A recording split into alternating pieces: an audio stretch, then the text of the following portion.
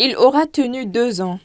Nommé en mai 2022, en remplacement de Mohamed Magasuba, le sélectionneur des Aigles Éric Sékouchel a été limogé de son poste le 13 juin.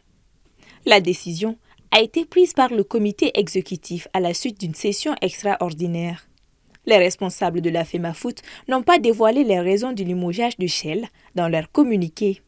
Mais ce dernier paye très certainement pour les résultats des 2 matchs des Aigles ainsi que sa communication jugée approximative. Pourtant, le bilan chiffré d'Éric Sékouchel à la tête des Aigles est assez flatteur. En 23 matchs, il en a remporté 14 pour 6 matchs nuls et 3 défaites, 42 buts inscrits et 12 encaissés. Mais cela n'a pas suffi. Depuis la cruelle élimination face à la Côte d'Ivoire lors de la CAN, où sa responsabilité a été engagée par plusieurs acteurs, la pression s'était intensifiée autour du sélectionneur.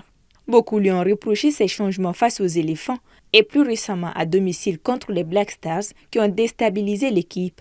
Le match nul face à des Malgaches réduit à 10 depuis la 15e minute de jeu et qui fait stagner les Aigles à la 4e place de son groupe de qualification pour le Mondial 2026 restera donc comme la dernière rencontre dirigée par Shell.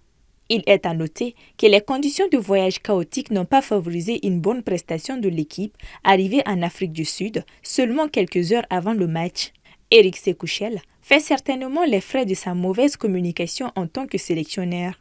Il avait déclaré qu'Yves Bissouma, une des stars de l'équipe, était légèrement en dessous d'autres joueurs dans son système en losange. Il a par la suite regretté ses propos au cours d'une émission radio. Lors de ce passage médiatique, il a confié avoir été surpris comme tout le monde de voir Adama Traoré prendre le ballon pour tirer le pénalty face à la Côte d'Ivoire. Un pénalty raté que beaucoup de Maliens ont du mal à digérer. Certains ont estimé qu'il jetait son joueur en pâture après de telles déclarations. Après 2 années comme sélectionneur des Aigles, Éric Sékouchel est désormais libre.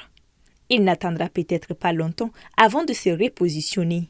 Récemment, son nom circulait au FC Metz, relégué en Ligue 2, parmi les pistes à la succession de Laszlo Bologna.